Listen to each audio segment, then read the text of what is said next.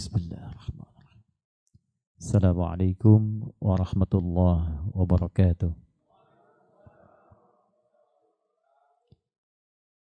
Alhamdulillahilladzi ja'ala al-hamda miftahan li dzikrih wa dalilan ala alaihi wa 'azamatihi wa sababan lil mazidi min fadlihi.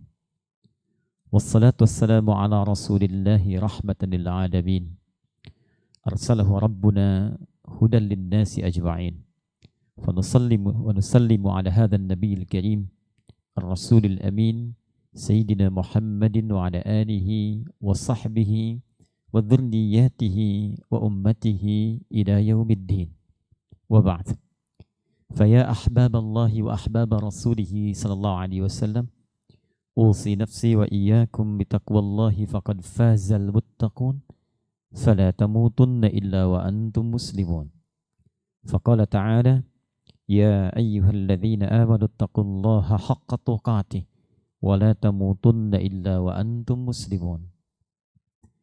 Keluarga besar Yayasan Badan Wakaf Sultan Agung yang seluruhnya izinkan kami mengawali untuk bermohon pada Allah semoga senantiasa dirahmati, diberkahi dan dilindungi oleh Allah Subhanahu wa taala. Ayahanda Al-Habib Hasan, Ketua Yayasan Badan Wakaf Sultan Agung, hafidhakumullah ta'ala, Ketua Dewan Pembina Bapak Ahmad Azhar, tadi disebutkan juga bagian dari Dewan Pengawas Profesor Abdul Jamil, yang lainnya seluruh sivitas akademika dari Unisula, kemudian dari rumah sakit, dan saya bisa katakan seluruh keluarga besar saja untuk memudahkan yang terkait dengan Yayasan Badan Wakaf Sultan Agung ini. Sekali lagi sangat bersyukur pada Allah Subhanahu wa taala diberikan kesempatan untuk bisa hadir langsung di pondasi Khairu Ummah yang insya Allah melahirkan generasi terbaik untuk Indonesia saat ini. Dan tidak cukup dengan amin, kita harus bahas dulu itu sehingga pondasinya semakin kuat dan bisa kita aplikasikan dalam kehidupan.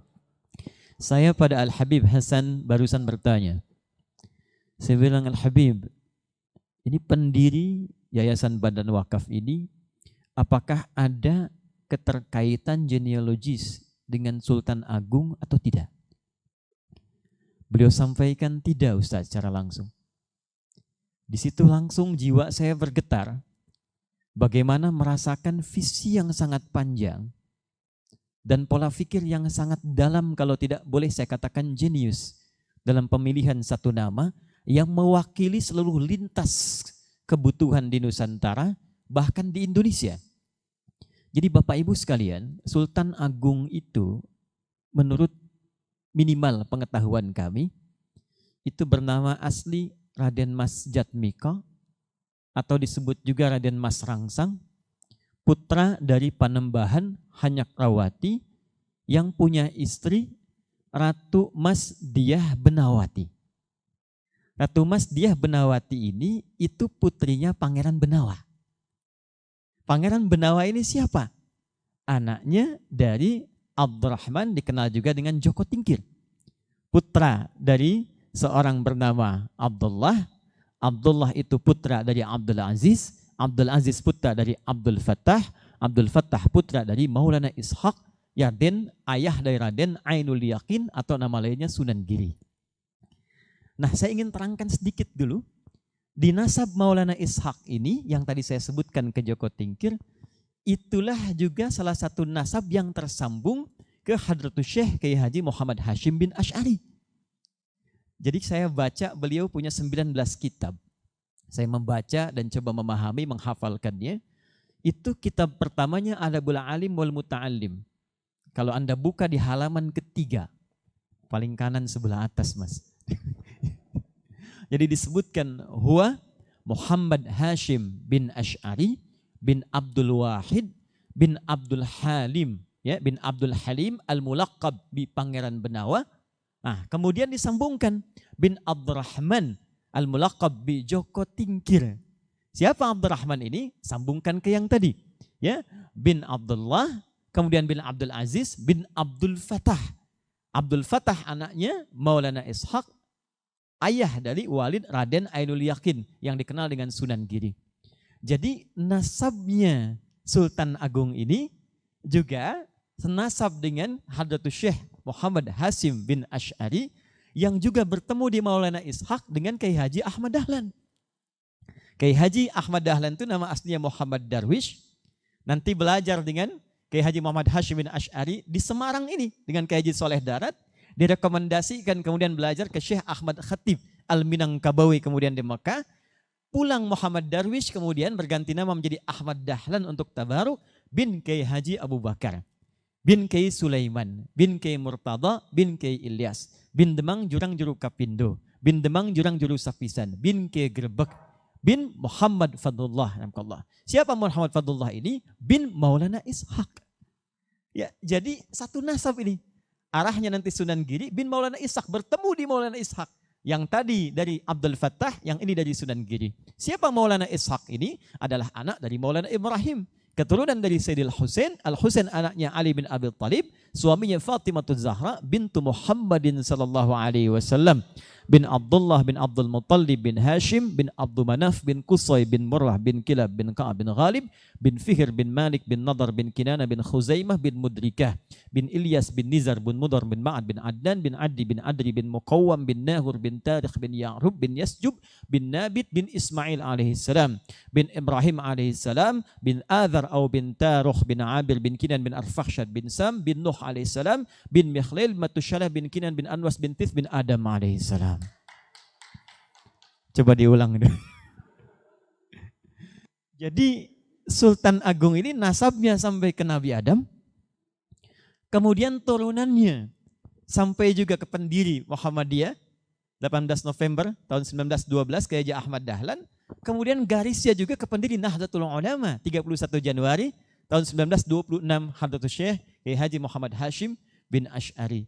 Jadi memang secara nama itu sudah khair ummah.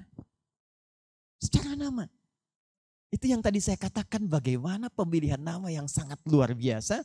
Yang dari awal sejak didirikan dan dipilih nama ini memang sudah berorientasi bukan hanya nama yayasannya. Bukan hanya nama turunannya. Bukan hanya genealogisnya.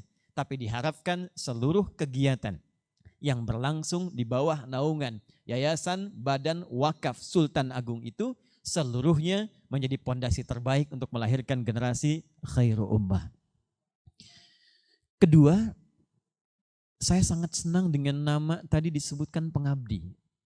Habib. Karena pengabdi itu bahasa Arabnya disebut dengan abdun, sifat tertingginya. Jadi ada abid, itu baru berusaha untuk meningkatkan ibadah, abid. Kalau sudah pengabdi, dia menjadi abdun. Yang diabdi itu ma'bud alaihil haq. Cara mengabdi na'bud. Maka kita katakan setiap hari iyyaka na'bud, iyyaka na'bud sebagai amalan perintah di Quran surah ke-20 ayat ke-14. Innani anallahu la ilaha illa ana fa'budni. Kata Allah, jadilah pengabdi kepadaku, fa'budni. Maka kita katakan iyyaka na'bud, kami ngabdi ya Allah. Orang yang mulai berusaha mengabdi disebut dengan abid. Ketika dia mulai menjadi pengabdi yang sejati disebut dengan abdun. Dan penting kami sampaikan, abdun inilah tingkat tertinggi yang disebutkan dalam Al-Quran yang dijamin mendapatkan penghargaan langsung dari Allah Subhanahu wa Ta'ala.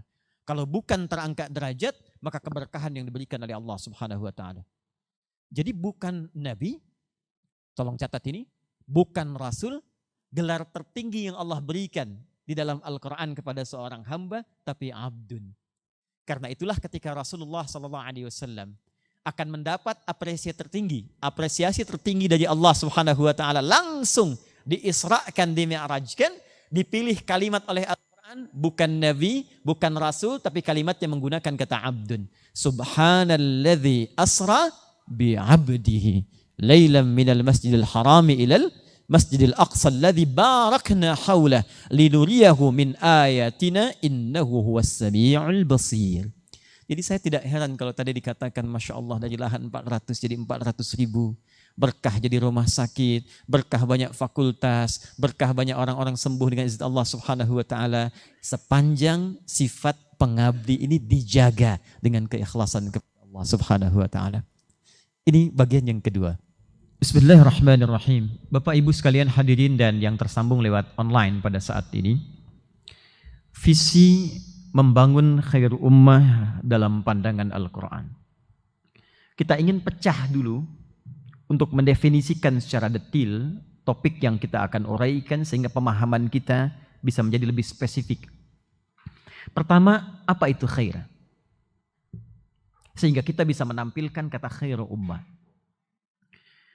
Kedua, bagaimana konsepsi khair ummah dalam proses perjalanan sejarah saat Allah memilih Rasulullah SAW untuk mewujudkan generasi itu, sehingga kemudian diabadikan kesuksesan ini di Al-Quran surah ketiga Ali Imran di ayat yang ke-110 yang tadi qari kita bacakan. Kuntum khaira ummah. Dan yang terakhir, kita akan masuk kepada manhaj Al-Quran yang disampaikan oleh Rasulullah SAW dan diwariskan sampai ke kita, bagaimana membentuk sebuah konsepsi khair ummah menjadi kurikulum kehidupan lintas zaman sampai kehidupan berakhir kepada Allah Subhanahu wa taala. Kata khair itu seringkali diterjemahkan secara singkat dengan makna baik. Kaifa haluk? Apa kabarnya? Alhamdulillah Nabi khair, saya baik. Padahal khair dalam Al-Quran setidaknya ada 6 kata yang mewakili. Yang pertama ada yang disebut dengan thayyib namanya. Jadi kata baik pertama yang disebutkan di Al-Quran surah kedua Al-Baqarah ayat 168. Di paling kanan sebelah bawah mushaf standar. Jika disebutkan kata baik dengan kata thayyib, ini lebih menunjukkan kepada aspek kebaikan fisikal yang sehat, tidak terkontaminasi penyakit dan sebagainya. Karena itu Al-Quran memberikan sebuah kurikulum dalam kehidupan ketika kita ingin mengonsumsi apapun ke dalam tubuh kita, maka cari yang menyehatkan supaya tubuh sehat dan kuat. Maka turunlah Quran surah kedua ayat 168 mengatakan, Ya ayyuhan nasu kulu mimma fil ardi halalan thayyiban. Hei semua manusia tanpa kecuali. Dan disebutkan dengan menggunakan ya, panggilan tanpa batas. Disebutkan 361 kali dalam Al-Quran. Padahal di gramatikal bahasa Arab itu huruf nida ada 14. Ada a, ya, wa. Tapi di Quran semua ya. Ya. Karena ya ini yang paling fleksibel dan mencakup semua fungsi huruf nida yang lain. Nida'ul qarib, nida'ul mutawassit, nida'ul ba'id. Memanggil orang yang dekat, menengah dan jauh sekaligus. Ya ayyuhan nasu, hei semua manusia tanpa kecuali. Disambung dengan ayyuha disebutkan 150 kali dalam Al-Quran. Ayyunya munada untuk menguatkan, haknya tanbih. Jadi kalau kita ingin mengartikan secara tafsir, hei semua manusia tanpa kecuali. Aku tegaskan, aku ingatkan ya, semua An-Nas disebutkan 241 kali dalam Al-Quran. Menunjuk manusia secara komunal keseluruhannya. Tidak disebutkan dengan bashar, 35 kali menunjuk nafsu dan tampilan fisik yang baik. Tidak disebutkan dengan ins, 18 kali dalam Al-Quran menunjuk kelembutan dan penampakan yang baik.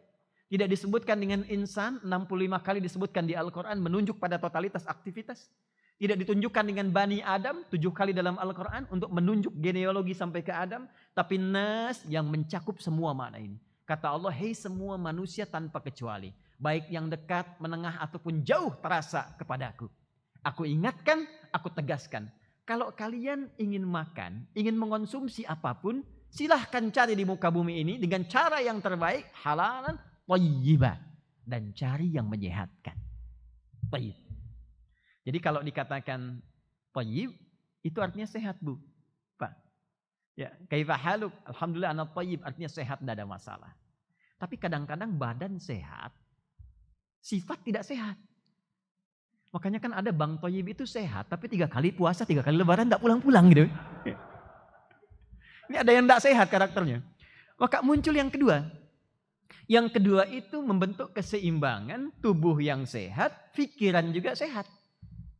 Yang kedua itulah yang disebut dengan khair namanya. Jadi kalau sudah disebutkan khair, itu sudah menunjuk karakteristik. Sifat-sifat dasar yang menghadirkan nilai-nilai kebaikan dalam hidup. Sabar itu khair. Jujur itu khair. Qanaah itu khair. Segala sifat yang mencakup nilai-nilai kebaikan itu khair namanya. Kalau khair ini kita terjemahkan dalam bentuk sikap. Dari sifat menjadi sikap. Maka berubah namanya dari khair menjadi ma'ruf. Ma'ruf. Seringkali kata khair disandingkan dengan ma'ruf untuk memberi kesan. Jangan sampai sifat itu terbenam di dalam pribadi saja tapi tidak diterjemahkan dalam bentuk perilaku. Maka muncullah Quran surah ketiga Ali Imran ayat 104 menggabungkan khair dan ma'ruf. Wal takum minkum ummatun yad'una ilal khair wa ya'muruna bil ma'ruf. Sampai sini ini masih annas. Masih annas. Karena ternyata semua manusia itu berpotensi berbuat baik. Jadi kalau Bapak Ibu cari, jangankan kita, yang belum beriman pun banyak yang baik. Ada saudara sebangsa kita, saudari sebangsa kita, yang Nasrani banyak yang baik. Yang Buddha banyak yang baik. Yang Hindu banyak yang baik. Nah ketika kebaikan itu dikerjakan karena Allah, lillah, menjadi ibadah. Menjadi amal saleh, maka berubah kata ma'ruf ini, yang ketiga tadi, thayyib, khair, ma'ruf, akan berubah pada yang keempat namanya ihsan. Ihsan. Hadis Muslim, nomor hadis yang ke-8, Al-Imam An-Nawawi mengambil ini dicantumkan di catatan 42 beliau, hadis Al-Arba'in, nomor hadis yang kedua, disebut dengan hadis Jibril. Ketika malaikat bertanya pada Nabi Muhammad SAW, mal ihsan? Maka dijawab, an ta'budallaha ka'annaka tarah fa illam takun tarahu fa innahu yara. An ta'budallaha, engkau menjadikan seluruh aktivitasmu itu sebagai ibadah. Abdun tadi. Tak peduli di level manapun. Jadi bukan hanya sholat Pak, Ibu. Mengajar sebagai ibadah. Di rumah sakit merawat sebagai ibadah. Di yayasan sebagai ibadah. Bekerja apapun kita kerjakan dari tidur sampai tidur lagi sebagai ibadah. Perbuatan yang kita kerjakan sebagai ibadah itu yang disebut dengan ihsan. Nah, yang kelima, itu ada yang sangat menarik juga. Kalau kita gabungkan keempat ini, thayyib, khair, ma'ruf, ihsan. Badannya bagus, sehat.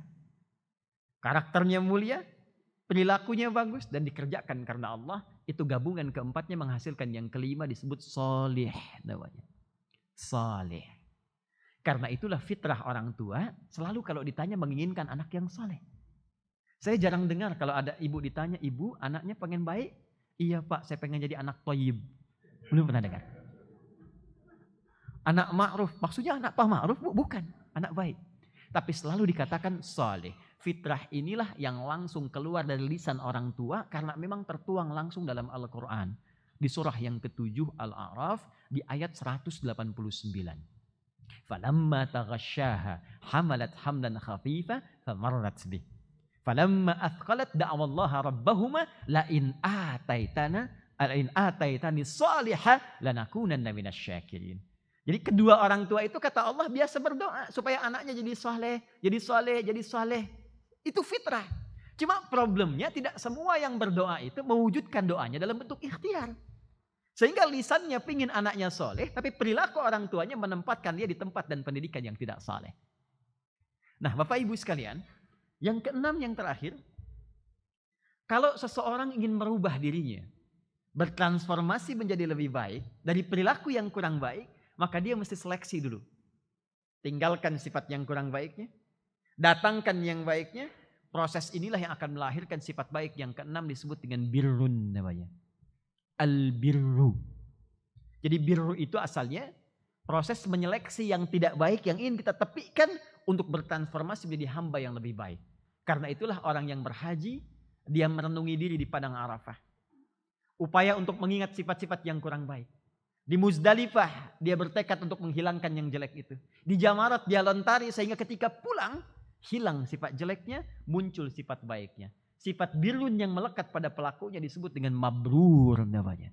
Dari sinilah kita muncul istilah haji mabrur. Sekarang kita masuk kepada tema utama kita. Kita memilih dasar yang paling utama yang menjadi pondasi tadi. Untuk menjadikan semua orang yang punya kapasitas kehidupan, punya kapasitas beraktivitas, punya pondasi untuk puncak yang tertinggi tadi, saleh. Maka tidak ada dasar yang paling utama kecuali dasar yang kedua tadi, khair namanya. Jadi kalau thayyib semua bisa. Kalau cari makan semua ingin makan, Pak, Bu. Ya, silahkan dicek. Semua itu sudah lumrah, sudah fitrah. Tapi ketika kita ingin meningkatkan kualitas kehidupan diri kita, menjadi tatanan kepribadian yang lebih baik, maka kita butuh pondasi dasar untuk bertransformasi menjadi manusia mulia. Apa dasarnya? Itu yang tadi kita bahas pada puncak kebaikan kedua, disebut dengan khair. Disinilah pijakan kita akan dimulai. Baik. Quran surah ketiga Ali Imran ayat 110. Allah langsung memberikan pengakuan akan keberhasilan Rasulullah SAW dalam mentransformasikan tatanan masyarakat yang sangat berada di titik nadir kegelapan. Jadi saya ingin gambarkan dulu Bu ya Pak, supaya kita bisa merasakan dahsyatnya khair ini. Saya mau tanya sebentar, Nabi Muhammad itu diutus menjadi Rasul di mana? Assalamualaikum. Diutus jadi Rasul di mana? Ini bukan ujian, insya Allah. Salah dan masalah. Benar tidak dapat ini, tidak dapat logam mulia. Di Mekah kan? Di Mekah kan? Baik. Mekah itu kalau kita lihat tatanan geografisnya masa lalu, saya mau tanya Bapak Ibu, itu daerah yang maju atau tidak? Baik. Punya peradaban tidak? Tidak. Pusat keilmuan bukan? Bukan. Walaupun Mekah pusat perdagangan pada masa itu lintas saja, tapi ada di lingkungan titik nadir kegelapan. Yang maju itu Romawi. Yang maju itu Persia. Jadi diapit oleh dua imperium besar dan punya peradaban di tengah-tengah titik nadirnya yang paling tenggelam. Kalau kita lihat kembali ya ke masa-masa lalu, kemudian kita lihat miniasi keadaan topografi pada saat itu, terlihat sekali bebatuan di lembah saja. Kalau bahasa Nabi Ibrahim itu biwadin ghairi dzi zar'in inda baitikal muharram. Ya. Di titik lembah yang tandus. Bukan sekedar tandus fisiknya, tapi tandus juga akalnya. Tandus nuraninya, tandus karakter akhlaknya. Sehingga dengan ketandusan ini semua puncak kemaksiatan sempurna di dalamnya. Jadi kalau sekarang ada orang mabuk, itu tertinggal jauh. Karena 15 abad yang lalu, pemabuk profesional itu sudah muncul. Bu, Pak, yang amatiran, itu 5 kali sehari mabuknya. Yang amatir, pemabuk amatir. Di masa itu. Zina, sudah tidak usah ditanya. Malam tadi, aduh, aku bosan dengan istriku. Oke, malam nanti kita tukeran ya. Jadi bisa tukeran istri. Saking titik gelapnya. Begal, tidak usah ditanya. Mohon maaf, zaman masa itu ada sekampung populer, begal semua namanya. Namanya Kampung Gifar. Pimpinannya disebut dengan Jundub bin Junadah. Jadi begal sudah ada, begal sekarang terlambat. Dulu sekampung begal. Zina profesional. Pemabuk profesional. Pembunuh, tak usah tanya. Preman banyak. Itu kalau tiap hari, Ibu pernah kenal namanya Umar bin Khattab? Kenal di mana? Dengar ya. Umar bin Khattab itu, nanti saya cerita sebelum datang risalah. Itu setiap hari datang ke Jabal Qubais. Jabal Qubais itu lokasinya sekarang yang ada istana raja. Jadi kalau ada kita Zamzam Tower, di sampingnya ada Hotel Sofwa, sampingnya lagi nyebrang sedikit itu ada istana, itu asalnya bukit besar. Kalau ke kiri nyebrang ada Hilton. Hilton itu ke rumahnya Abu Bakar As-Siddiq radhiyallahu taala anhu. Jabal Qubais itu simbol. Simbol kekuasaan, simbol kekuatan. Karena itu sekarang istana raja diletakkan di atasnya itu untuk menunjukkan ini yang punya kuasa sekarang. Itu setiap siang Umar bin Khattab itu naik datang ke Jabal Qubais mengumumkan, "Hei, ya ma'syara Quraisyin, hei orang-orang Quraisy, siapa yang berani denganku ingin tes nyali, silahkan bertemu di sini atau di bukit lain yang kau pilih. Cuma sebelum datang, pamit pada ibu yang telah melahirkanmu karena engkau akan pulang tanpa nama." Lengkap semua. Tapi yang paling menarik, satu. Kenapa Allah tidak mengutus Nabi Muhammad SAW di Romawi yang sudah maju pada saat itu? Kenapa tidak mengutus Nabi Muhammad SAW di Persia yang sudah maju pada saat itu? Tapi diutus oleh Allah di titik nadir ini. Kalau kita gali dalam bahasa Arab, maaf sekali, semua perbuatan yang tadi disebutkan, itu disebut dengan jahlun namanya, kebodohan. Pelakunya jahil. Kalau kita ingin gabungkan keduanya, sifat-sifat yang buruk tadi dengan pelakunya, maka gabungkan menjadi jahiliyah. Karena itulah kita mendengar masyarakat pada saat itu disebut dengan masyarakat jahiliyah. Nabi itu diutusnya di suasana kompleks seperti tadi. Kompleks situasinya. Sudah masyarakatnya demikian, terpuruk jauh dari peradaban, walaupun lintas perdagangan, bisnis memang ke situ, tapi jauh dari kungkungan peradaban yang sudah ada sekitarannya. Apa rahasia di balik itu? Allah ingin menunjukkan kepada umat-umat bahkan lintas generasi sampai kehidupan berakhir. Dahsyatnya satu pedoman kehidupan yang bisa menjadikan satu tempat yang terbelakang, kegelapan, tidak ada cahaya, jauh dari peradaban, penuh dengan maksiat, akan bertransformasi menjadi manusia yang sangat luar biasa, generasi yang sangat dahsyat, bahkan memberikan sinar kehidupan bagi semesta alam. Mukjizat itulah yang diturunkan kepada Nabi Muhammad SAW berupa pedoman kehidupan, dan yang dahsyat bukan tongkatnya Nabi Musa yang diberikan. Bukan tongkatnya Nabi Musa. Bukan mukjizatnya Nabi Isa alaihissalam yang diberikan. Tapi diberikan satu pedoman kehidupan yang disebut dengan Al-Quran. Saya ulangi, Al-Quran. Itu yang Allah berikan. Dan ternyata ketika Nabi menerima Al-Quran ini, ada satu sabda beliau yang direkam oleh Al-Imam Al-Bukhari dalam kitab beliau. Masih ingat kitab beliau namanya apa? Kitab Imam Al-Bukhari yang paling populer? Bukan. Itu kependekannya. Nama kitabnya Al-Jami' Al-Musnad As-Sahih Al-Mukhtasar min umuri Rasulillah sallallahu alaihi wasallam wa sunanihi wa ayyamihi. Coba diulang. Nah, karena panjang disingkat dengan Sahih Al-Bukhari. Ini penting saya berbagi sedikit dari guru-guru kami yang telah mengajarkan. Jadi kita kalau ingin ngaji kitab, saya selalu diajarkan tentang judulnya dulu Pak Bu. Karena ternyata setiap kata itu tidak hampa makna, selalu ada pesan. Dan di ilmu hadis itu kitab hadis dibagi 4 bagian. Nanti ada Al-Jami', ada As-Sunan, ada Mu'jam, nanti ada Musnad. Kalau sudah Jami' itu artinya menghimpun tema-tema yang luas secara umum. Jadi kata Imam Al-Bukhari itu tepat lahirnya 13 Syawal.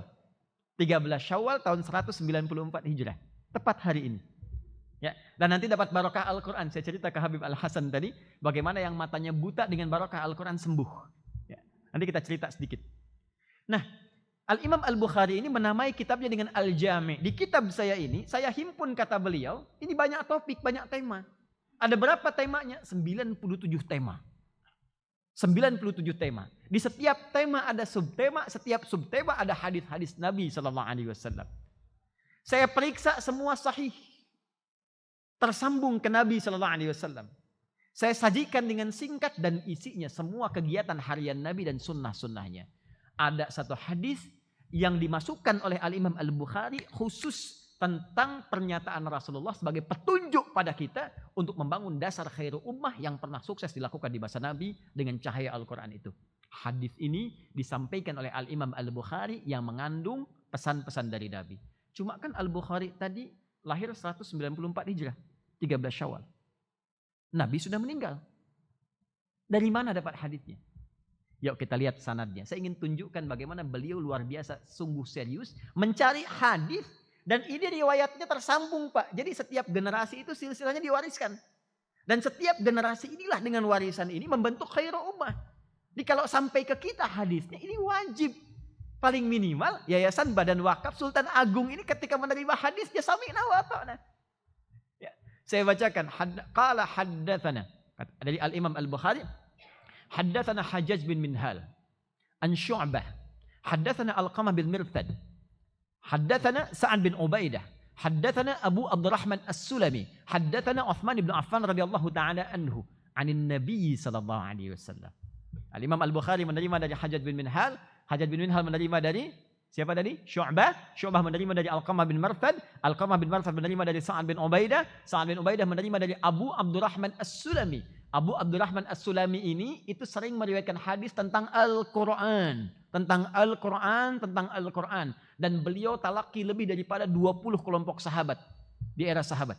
Beliau menerima salah satunya dari Uthman bin Affan radhiyallahu taala anhu, ya Dzun-Nurain, menikah dengan dua putri Nabi sallallahu alaihi wasallam. Ketika satu meninggal kemudian menikah dengan yang satunya lagi, menerima dari Nabi sallallahu alaihi wasallam. Qala, apa yang disampaikan Nabi? Khairukum man ta'allamal Qur'ana wa 'allama. Khairukum, yang terbaik di antara kalian. Kembali ke definisi awal. Bukankah khair tadi pondasi awal kebaikan? Jadi kalau ini kita ingin ambil maknanya dalam konteks pembahasan kita saat ini. Seakan tawaran dari Nabi. Hei, kalau Anda ingin membangun pondasi kebaikan. Di masamu. Karena kum itu khitabnya ke kita sekarang. Apalagi menggunakan man. Ismun mausulun yadullu alal fardiyatil ammiyah. Kata sambung, konjungsi menunjuk kepada sebuah objek, kadang-kadang subjek, sifatnya personal tapi maknanya luas. Jadi kalau ada redaksi dalam hadis dikatakan man, maka posisikan, kata para ulama, posisikan itu hadis ditujukan ke kita. Seakan Nabi ingin katakan, hei, kalau kalian ingin menjadi yang baik, ingin jadi yang terbaik, atau membentuk generasi yang terbaik, khairukum, maka itu jalannya bisa ditempuh man ta'allamal Qur'an. Maka bisa ditempuh dengan mempelajari Al-Qur'an.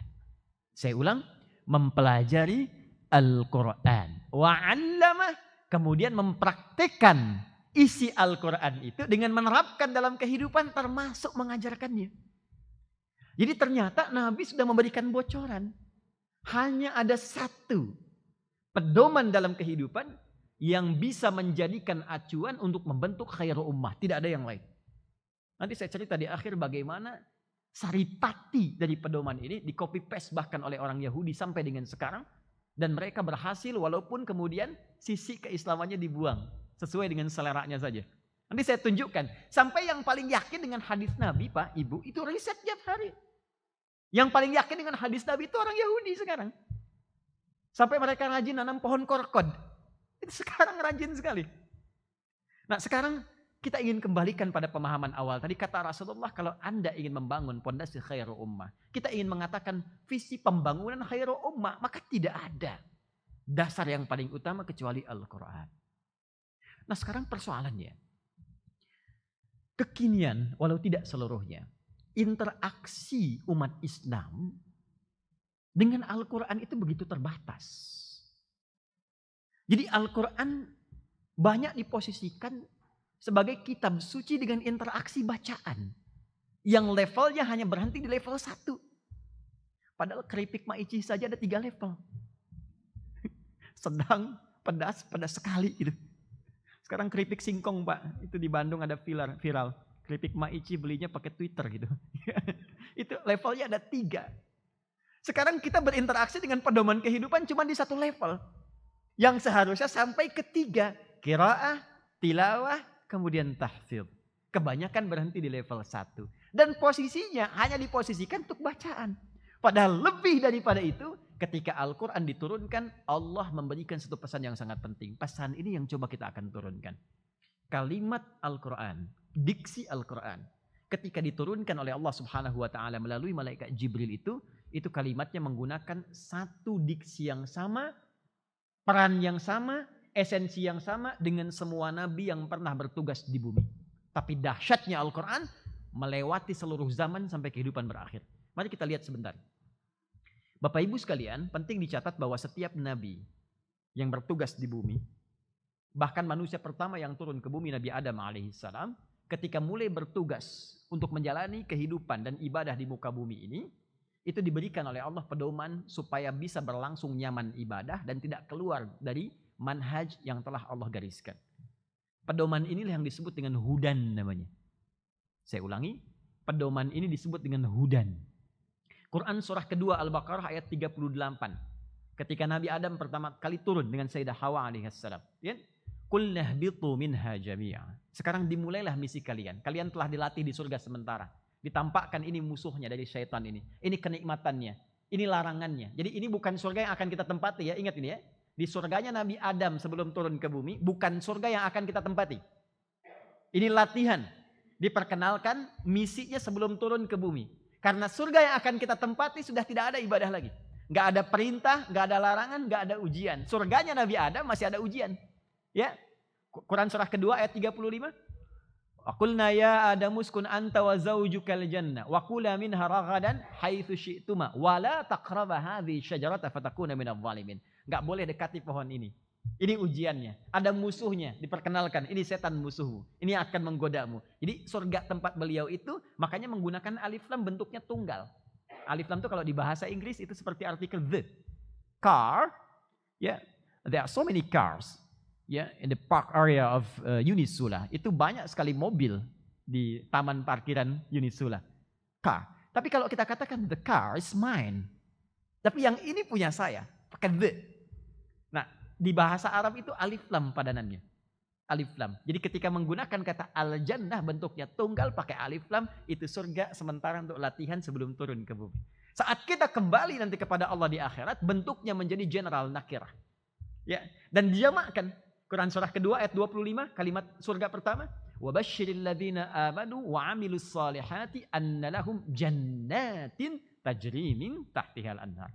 Singkatnya ketika turun kata Allah qul nahbitu minha jami'a fa imma ya'tiyannakum minni hudan faman tabi'a hudaya fala khaufun 'alaihim wa lahum yahzanun. Tolong catat betul ini. Kalau ini bisa kita hadirkan dalam hidup, maka jaminan Allah begitu dahsyat sampai kita berpulang. Adam, Hawa, silakan turun. Saat engkau menjalani tugasmu di bumi, aku akan kirimkan pedoman hidup. Jika pedoman ini engkau ikuti dengan baik, maka aku jamin semua kehidupanmu di bumi, termasuk anak cucumu, la khaufun alaihim. Aku janjikan tidak pernah merasa gelisah. Tidak gelisah itu artinya tenang. Tidak gelisah artinya tenang. Walahum yahzanun, dan tidak pula merasa sedih. Tidak sedih itu artinya senang. Jadi sebetulnya visi dan misi kehidupan di bumi ini, Bapak Ibu, aktivitasnya tenang dan senang. Menyenangkan dan menenangkan. Jadi seharusnya, maaf sekali, di rumah tangga itu harusnya tenang dan menyenangkan. Di pekerjaan itu tenang dan menyenangkan. Interaksi sosial itu tenang dan menyenangkan. Sepanjang mengikuti hudan. Tapi kalau bergeser dari hudannya, persoalan muncul. Nabi Adam meninggal, melahirkan generasi setelahnya. Nabi Nuh datang. Kemudian terus ke Nabi Ibrahim, kemudian terus sampai ke Nabi Muhammad. Semua nabi ini ketika diutus oleh Allah, semua membawa bekal dengan misi nama yang sama, namanya hudan. Cuma memang nama spesifiknya dibedakan untuk menunjukkan perbedaan generasi antar nabi. Contoh, saya tanya Bapak Ibu, Nabi Musa kitabnya apa namanya? Taurat kan? Ya, Nabi Musa itu keturunan dari Levi. Ya, Musa bin Imran, tapi bukan Imran yang bapaknya Maryam. Bukan yang di Ali Imran. Musa bin Imran, Imran bin Qahat, ya, Qahat bin Adar, Adar bin Levi. Levi ini anak ketiga dari Nabi Ya'qub alaihissalam, dari istri yang ketiga. Ya, dari istri yang pertama. Jadi Nabi Ya'qub nanti punya 4 istri, Laya, kemudian Rahil, kemudian yang ketiganya Zulfa, yang keempatnya itu Balha. Ya, dari istri pertamanya Laya punya 6 orang anak. Yang pertama Rabin, kedua Syam'un atau Simon, yang ketiga Levi, keempat Yahuda. Yang kelima Az-Zakar, yang keenam Zabalun. Nah, yang ketiga Levi ini menurunkan Musa alaihissalam. Ya. Kemudian nanti dari Yahuda yang keempat menurunkan Nabi Daud alaihissalam, Nabi Sulaiman alaihissalam. Dari Rahil punya 2 orang anak, satu Yusuf ya alaihissalam jadi nabi, yang kedua Bunyamin. Ida Royani nggak masuk di situ. Cuma 2 itu. Jadi Yusuf dan Bunyamin. Nah, nanti Musa ini dapat tugas diberi kitab Taurat. Taurat ini Bapak Ibu sekalian, itu nama spesifik untuk Musa, membedakan dengan nabi lain. Cuma esensi Tauratnya sama, hudan juga. Buka Quran surah 17. Di ayat yang kedua. Wa ataina Musal kitaba wa ja'alnahu hudan li bani Israil. Kami berikan kepada Musa kitab. Apa kitabnya? Taurat. Tahu dari mana? Ali Imran ayat ketiga. Nazzala 'alaikal kitaba bil haqqi. Ya, musaddiqan lima baina yadayhi wa anzalat Taurat. Untuk siapa? Musa. Apa isinya? Hudan. Nabi Isa alaihissalam dapat Injil. Injil apa fungsinya? Hudan juga. Fihi hudan. Di dalamnya ada hudan. Ya, jadi semuanya hudan. Cuma bedanya Nabi Musa terbatas untuk kaumnya Bani Israel. Nabi Isa alaihissalam terbatas untuk kaumnya juga. Ya, jadi terbatas di satu daerah saja. Ya, daerah Palestina sekarang. Jadi kalau sampai ke Indonesia kejauhan sebetulnya. Ya, itu terbatas. Nabi ada yang satu masa nabinya dua, Bu. Pak. Nabi Ibrahim itu di masa beliau nabinya dua. Satu Nabi Ibrahim, kedua Nabi Lut, keponakannya.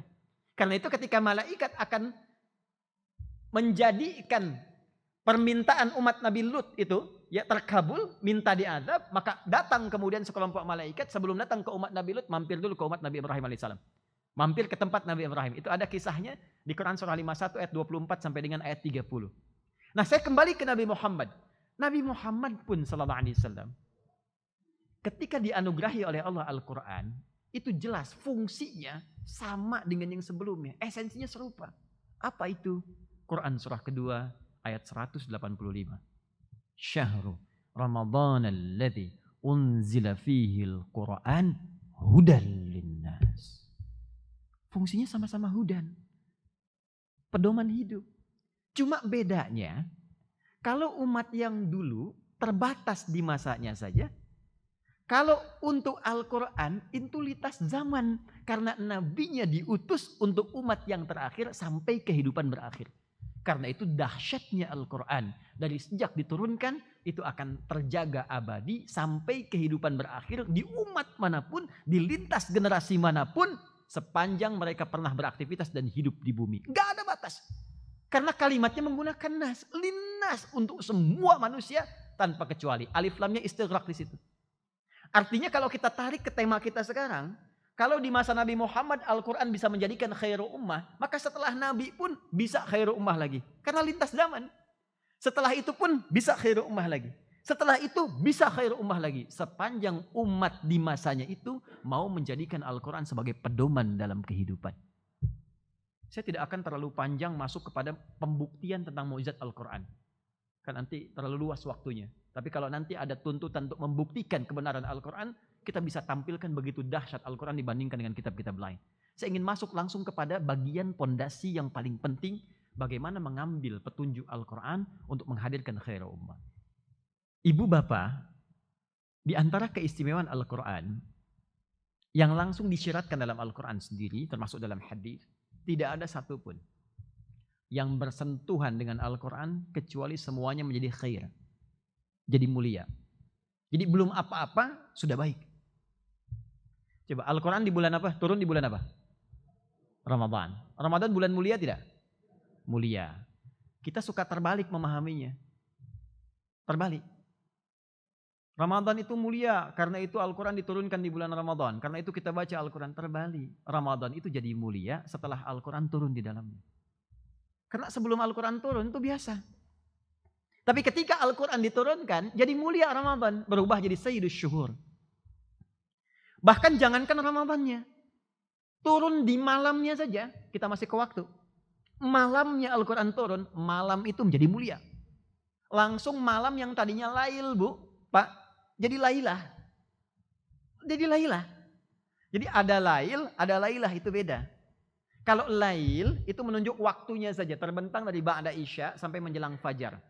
Ya, ibu bapak ingin tahajud, kata Allah ambil dari sebagian waktu malam. Dari ba'da isya sampai dengan menjelang fajar, tidur sebentar. Karena hajada itu artinya tidur, bangun, beraktivitas. Maka muncul Quran surah 17 ayat 79. Wa minal laili fatahajjad bi. Dari sebagian malam silahkan pilih untuk bangun malam. Jadi kalau masih lail itu waktu. Jamaknya layali. Turunannya leli, lala, lili. Itu malam. Ibu leli, ibu malam-malam. Tapi kalau kita ingin katakan ada yang istimewa di malam itu. Beda dengan yang lain. Maka di bahasa Arab tambahkan tak marbutah sebagai sifat keutamaan di ujungnya. Berubah dari lail jadi lailah. Perhatikan. Demi menunjukkan keistimewaan Al-Quran yang merubah keadaan malam menjadi istimewa. Dan berubah dari lail menjadi lailah. Turunlah Quran surah ke-97. Inna anzalnahu fi lailatul qadar. Dan saking istimewanya kata Allah, wa ma adraka ma lailatul qadar, lailatul qadri khairum min syahr. Dengan barokah Al-Quran, malam itu jadi istimewa. Saking istimewanya. Ibadah di malam itu nilainya lebih dari 1000 bulan. Oh, hati-hati ya, bukan 1000 bulan. Sering ada yang keliru. Bukan 1000 bulan, karena redaksi Qur'annya khair min, lebih dari 1000 bulan. Jadi standar paling sedikitnya itu 1000 bulan. Karena Nabi itu sedang merenung-renung, ingat, oh usia Nabi Nuh itu 950 tahun dakwahnya. Yang lain juga ada yang ribuan tahun, sekian ratus tahun. Berarti sholatnya banyak. Berarti ibadahnya banyak. Ya Allah, umatku itu sedikit-sedikit. Karena ada riwayat menyebutkan semakin dekat kiamat, itu umur semakin sedikit dan fisik semakin mengecil. Tapi jangan disimpulkan kalau ada orang kecil besok kiamat, tidak. Tidak demikian. Nah, ini tanda Nabi dengan rahmatnya bermohon pada Allah, gimana ya Allah umatku itu turun dengan keberkahan Al-Quran turun. Ya Muhammad jangan khawatir, umatmu ibadah setahun sekali diberikan bonus, 1 malam nilainya sama, lebih dari 1000 bulan. Jadi paling sedikit 1000 bulan, kurang lebih 83 tahun 40 hari. Anda sholat Allahu Akbar 2 rakaat, itu 2 rakaat sama dengan 83 tahun 40 hari tanpa henti sholat. Allahu Akbar, Allahu Akbar, Allahu Akbar, Allahu Akbar. Barakah Al-Quran. Al-Quran turun lewat malaikat siapa, Bu? Jibril, Pak. Jibril itu malaikat biasa, Pak, asalnya. Karena setiap malaikat itu, Rasul Allah di langit punya teman Rasul di bumi. Malaikat sebelumnya yang berteman dengan Rasul di bumi rata-rata malaikat maut, Pak. Azrail. Nabi Musa temannya malaikat maut. Nabi Daud temannya malaikat maut. Ibu mau punya teman malaikat maut? Tak diminta pun ya pasti ditemani itu. Tak diminta pun. Rata-rata malaikat maut. Dan ketika berteman dengan Rasul itu jadi pemimpin. Ya, jadi pemimpin, jadi utama. Barakah Al-Quran. Malaikat Jibril diutus oleh Allah, dipilih untuk menurunkan wahyu Al-Quran kepada Nabi Muhammad SAW.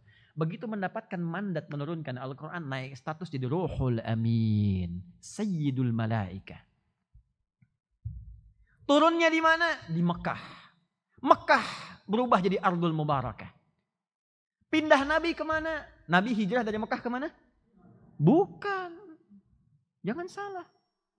Kalau tidak tahu katakan wallahu a'lam. Nabi hijrah dari Mekah kemana? Hah? Halo? Yathrib. Yathrib itu termasuk anak keturunan Nabi Nuh, Pak, alaihissalam. Jadi nanti penyebaran generasi Nabi Nuh datang ke satu tempat namanya Yathrib, maka dikenal dengan Yathrib namanya. Sama dengan Madian. Nabi Musa kan pernah ke Madian kan? Nah, Madian itu anak. Anak siapa ada yang tahu? Dapat emas insya Allah? 50 gram? Huh? Tapi jangan googling. Madian itu anaknya Nabi Ibrahim dari istri yang ketiga. Dari istri yang keberapa? Bapak kencang sekali jawabnya. Jadi Nabi Ibrahim itu punya 4 istri. Nah, taunya kan cuma 2 kan? Ya, pertama Sayyidah Sarah. Nanti dari beliau turun Nabi Ishak alaihissalam. Dari Ishak turun Yakub. Dari Yakub nanti turun 12 anak lagi. Disebut dengan Asbat atau Bani Israel nanti. Kemudian yang kedua ada Sayyidah Hajar. Ya, Hajar al-Qibtiyah al-Misriyah. Dari beliau turun Nabi Ismail alaihissalam sampai ke Nabi Muhammad SAW. Yang ketiga Sayyidah Qantorah bin Yaqtan. Qantorah bin Yaqtan ini saya sedang riset, Pak, Ibu. Boleh nanti kalau ada bagian sejarah peradaban di sini, boleh bergabung dengan tim riset kami. Itu diduga, banyak ulama menduga Qantorah ini itu bagian dari genetik Melayu, Jawa. Dan ada dugaan kuat bahwa kita ini nasabnya tersambung ke Nabi Ibrahim lewat Sayyidah Qantorah. Ya, itu sedang kami gali, sedang kami riset, Pak. Biasanya kalau kami itu riset cukup serius, ya bukan sembarangan ambil ini ambil itu, tidak. Qantorah ini melahirkan nanti 6 keturunan. Ya, 6 keturunan. Pertama nanti Madian, kemudian ada Zamran, ada Suraj. Ya, kemudian nanti ada Yakshan, Nasaq, yang ke-6 tidak diketahui. Ya, Ustadz dari mana tahunya? Ada kitabnya namanya At-Ta'rif wal A'lam. At-Ta'rif wal A'lam karya Syekh Abdul Qasim As-Suhaili. Ini dikutip oleh Ibnu Katsir dalam kitabnya Al-Bidayah wan Nihayah di jilid pertama halaman 407. Nanti yang keempat istrinya, ada juga yang keempat itu bernama Al-Hajun, ya, Hajun binti Al-Amin. Ya, Hajun binti Al-Amin melahirkan nanti 5 orang anak. Ada Kaisan, kemudian Suraj juga, ada Umaim, kemudian nanti ada Nafis, Lutan dan Nafis. Ya, Kiai Haji Khalil Nafis nasabnya ke situ tuh, yang di MUI. Ya, nah saya turunkan lagi. Ya kemana? Di mana tadi kita ketemunya itu ya? Dia khairu ummah, kembali kepada Al-Quran. Ya, jadi saya ingin katakan bagaimana kemudian ini menjadi metodologi sampai kepada kita semua berkah Yathrib. Yasrib awalnya Yasrib, Pak, Ibu, Yasrib itu sebelum Nabi datang tempatnya kotor. Kena resesi ekonomi. Resesinya juga dalam. Ya, bukan cuma kuartal 1, kuartal 2. Di bawah itu jatuh kotor resesi ekonomi. Dan ditambah dengan krisis kemudian hubungan krisis sosial. 600 tahun bayangkan. Antara Aus dengan Khazraj suku besar gak pernah tentram. Datang Nabi membawa cahaya Al-Quran. Begitu datang dengan Al-Quran, berubah kemudian menjadi suasana kota. 3 tahun selesai krisis ekonomi. Setelah itu berkembang, krisis kemanusiaan selesai, krisis sosial selesai.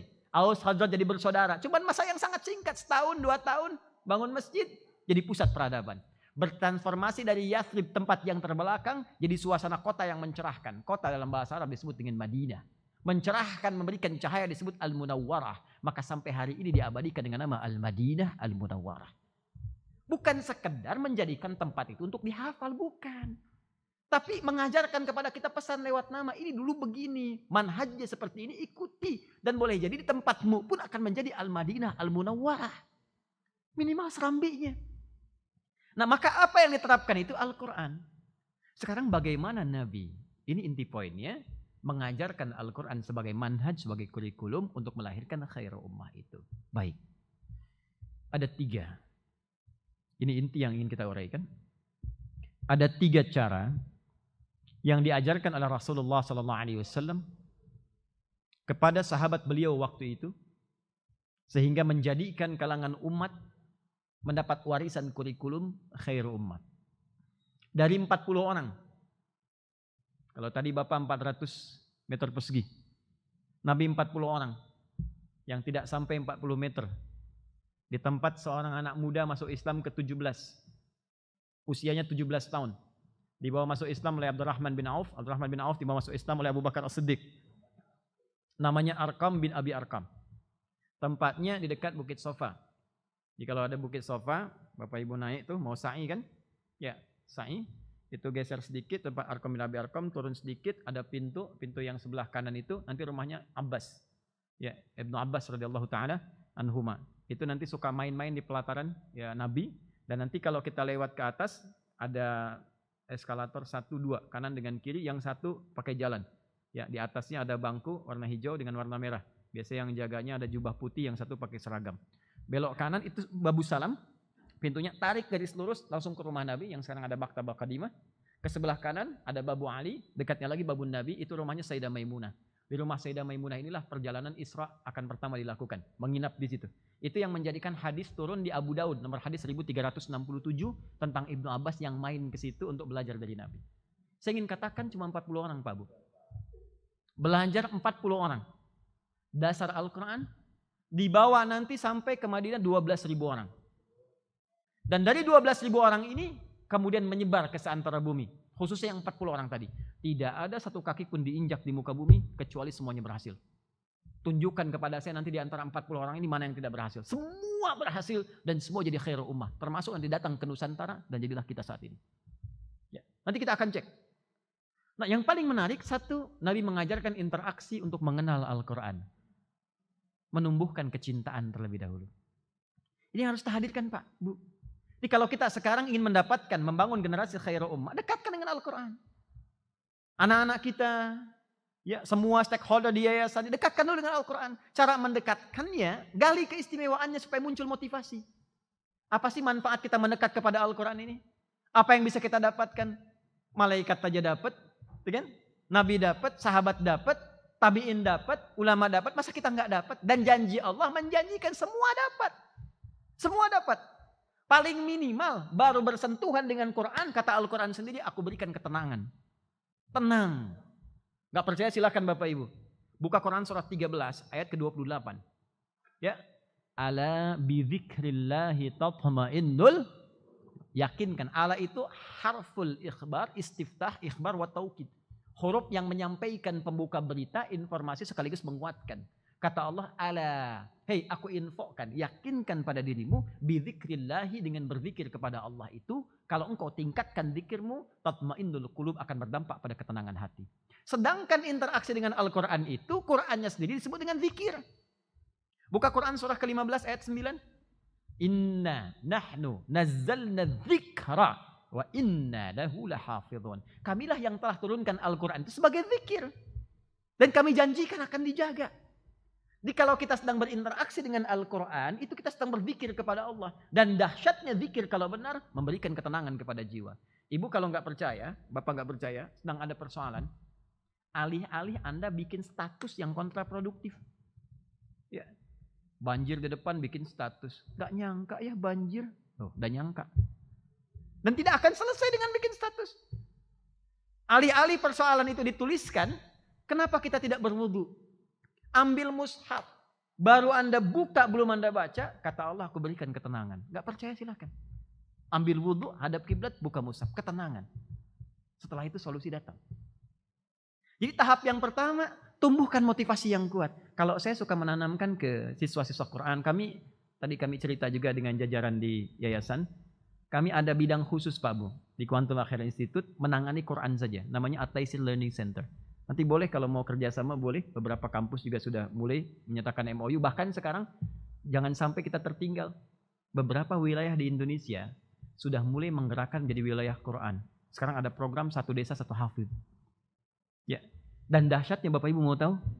Sekarang sudah ada tergabung dengan kami kurang lebih hampir 20.000 keluarga Al-Quran. Keluarga ya. Satu keluarganya bisa 4 orang berarti ada 80.000. 34 provinsi baru dibuka.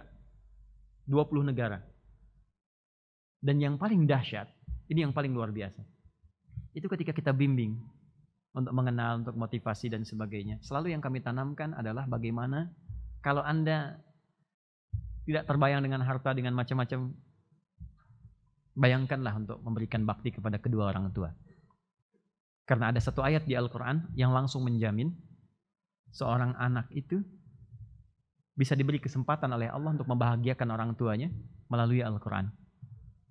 Dan tidak ada kebahagiaan terbaik untuk membalas semua jasa orang tua, terutama kata Al-Quran ketika Anda datang dihisab di hari kiamat.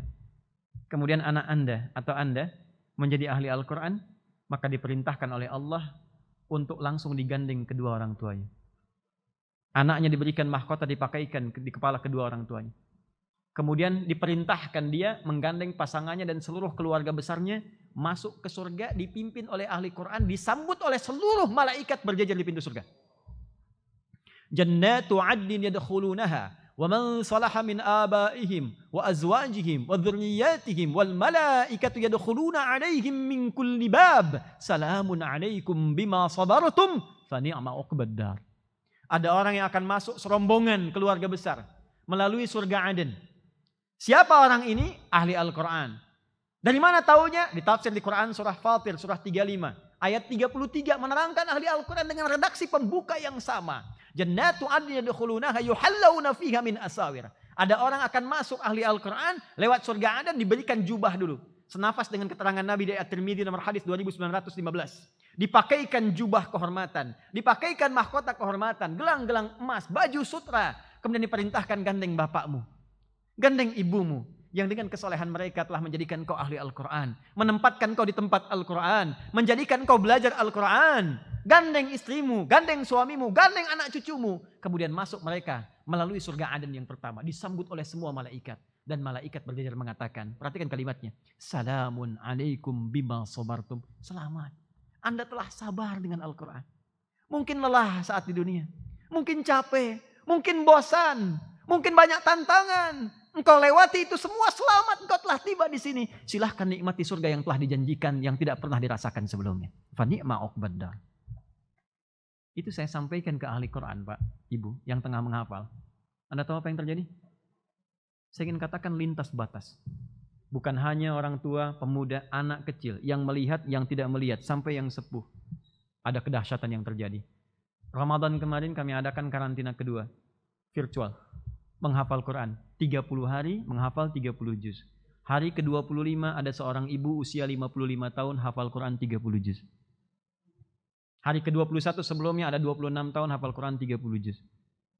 Ada anak kecil hafal Quran 30 juz. Ada orang dewasa, ada kakek-kakek juga 72 tahun usianya. Bapak baru 71. Ya. Itu luar biasa dahsyatnya. Jadi untuk mendapatkan kecintaan, bagian dari Quran, wujudkan kecintaan dulu. Kalau dunia nggak usah dihitung Pak. Kalau nggak percaya berkah Quran tuh nggak usah ditanya. Silahkan Al-Habib Bukit banyak pengalamannya. Demi Allah saya katakan, ini dari ujung kepala sampai ujung kaki. Saya nggak pernah beli. Dari ujung kepala sampai ujung kaki. Hanya untuk baru modal cinta aja Pak, Bu. Dari kepala sampai ujung kaki. Sampai saya sering menangis. Hanya untuk mengungkapkan, ya Allah tunjukkan pada saya bagaimana cara mensyukuri nikmat-Mu. Hanya untuk minta syukur Pak, saya nangis. Pernah saya minta, ya Allah tunjukkan saya bisa beramal dengan harta. Sampai saya kapok, ya Allah cukup sudah, cukup. Nggak bisa lagi. Karena saking banyak yang dipenuhi. Itu kadang-kadang Pak, habis buah di rumah. Mau beli, datang buah lagi. Habis makanan. Mau beli, datang makanan lagi. Dan itu kisah ini banyak mengalami. Ada seorang ahli Quran, satu keluarga. Ibunya cuma ngangkat kayu bakar. Bapaknya kerja, kuli bangunan. Tapi kalau Anda datang bertamu, ceritanya indah sekali. Alhamdulillah keberkahan bagi kami. Abi itu kalau kerja dapat uang banyak sekali. 500.000 per bulan. Banyak sekali. Dan semua dihidangkan. Makanan, ikan, buah-buahan, apa ada semua. Dan dahsyatnya semuanya ceria. Dan tak pernah merasa kekurangan. Dimanapun keadaan hidupnya. Maka Quran itu apa? Sudah banyak anak-anak kecil kami. Ahli Quran. Bapak ibunya nabung untuk umrah, untuk haji. Tidak dapat-dapat.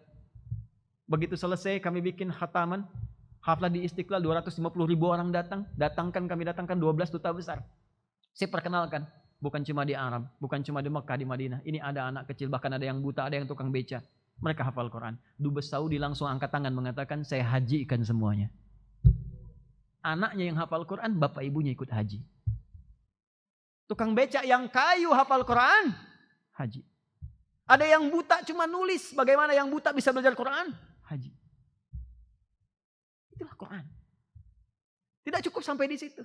Bapak Ibu mungkin pernah dengar ada Ahmad Kamil yang dari Jogja. Itu asalnya Sultan Agung kan dari Jogja, Mataram dan menyebar. Ya, menghafal Quran itu sampai semua orang di Timur Tengah berebut memberikan beasiswa. Sampai saya datang, telepon ini, pejabat itu cuman pengen nanya. Kami pengen berikan beasiswa sampai S3. Saya berapa kali mengatakan, Pak, semua sudah terjamin, Pak. Bahkan sudah punya tabungan rumah sampai S3-nya. Sekarang sedang belajar manhaj ulama. Beberapa ulama rebutan pengen ngajari, Pak. Bapaknya sudah tidak ada, tapi keberkahannya jalan. Tadi saya ceritakan janji Al-Imam Al-Bukhari. Al-Bukhari itu nama daerah. Nama aslinya Muhammad. Punya bapak namanya Ismail, punya kakek namanya Ibrahim. Kakeknya Al-Bardizbah, kakek buyutnya ya Al-Bardizbah, kemudian nyambung ke atasnya sampai dengan ke nasab-nasab yang sangat mulia. Muhammad bin Ismail bin Ibrahim ya bin Al-Mughirah bin Al-Bardizbah, Al-Ju'fi, Al-Bukhari, Al-Khurasani, Al-Uzbekistani. Karena beliau dari Bukhara, maka memperkenalkan diri dengan nama Al-Bukhari. Itu lahir usia 2 tahun, bapaknya meninggal. Tapi bapaknya ahli Quran. Ibunya ahli Quran. Solehnya luar biasa, dekat dengan Allah. Jadi sudah punya visi, kalaupun salah satu meninggal, anaknya tetap lanjut dengan Quran. Maka Al-Bukhari kecil, usia 4 tahun, matanya diuji buta permanen. 2 tahun meninggal bapaknya, 4 tahun buta permanen. Ibunya tetap istiqamah, membawa pesan ayahandanya, suaminya tetap bawakan ke Quran, dekatkan keberkahan. Maka Allah ganti pandangan mata fisik dengan pandangan hati yang sangat luar biasa dan ingatan yang tajam.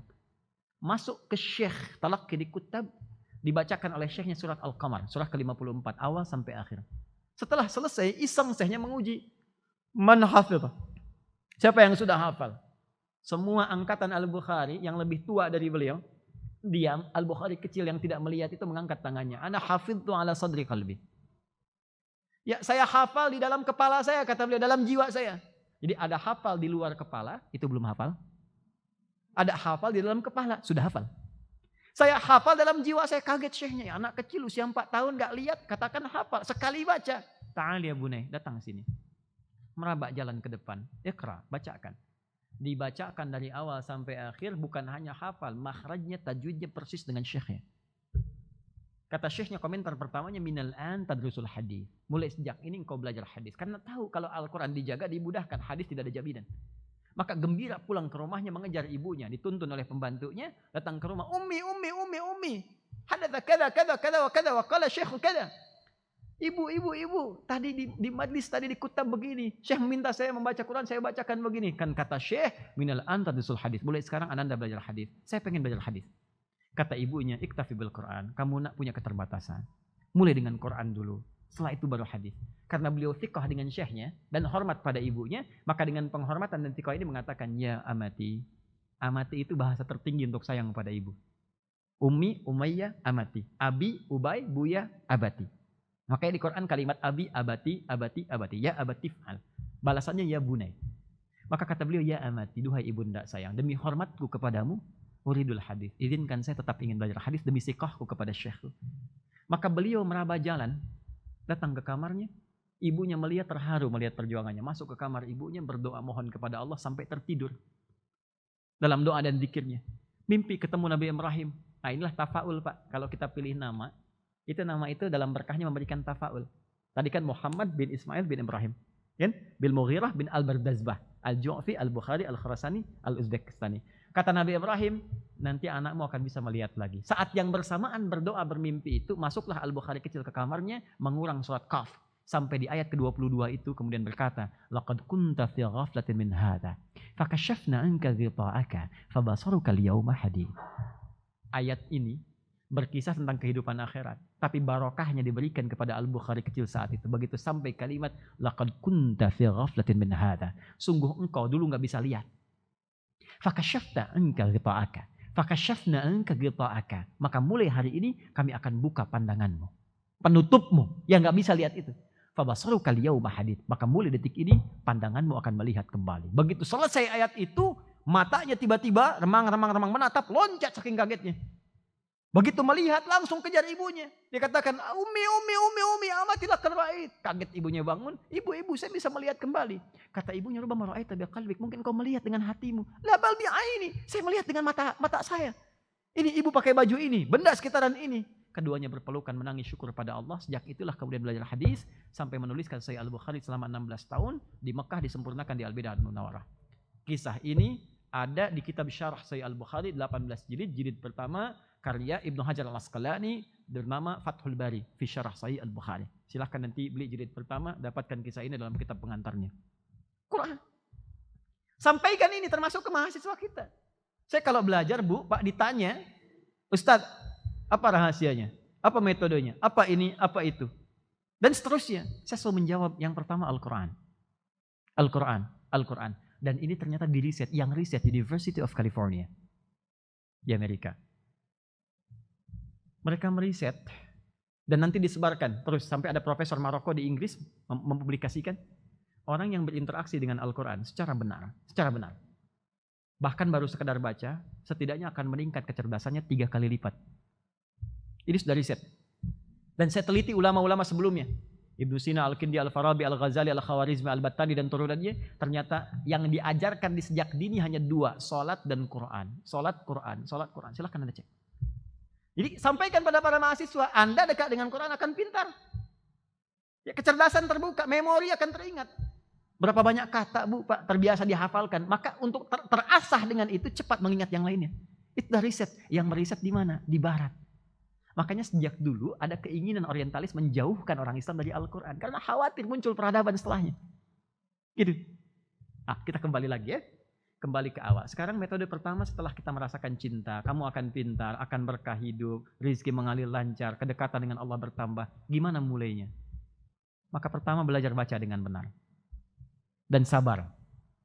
Saya ulangi. Belajar baca dengan benar dan sabar. Tahapan baca ini disebut dengan qiraah namanya. Qiraah. Perintahnya disebut apa? Iqra. Perintahnya Iqra. Wahyu pertama turun apa? Saya ulangi. Wahyu pertama turun apa? Bukan wallahu alam. Iqra bismi rabbikal ladzi khalaq. Ingat bukan Iqra ya. Wahyu pertama turun Iqra bismi rabbikal ladzi khalaq. Karena saat turun Iqra, Nabi jawabnya ma'ana biqari, saya enggak bisa baca. Ma'ana biqari, saya enggak bisa baca. Tapi ketika disempurnakan Iqra bismi rabbikal ladzi khalaq. Ini dasarnya. Anda harus mulai berinteraksi dengan Al-Qur'an lillah.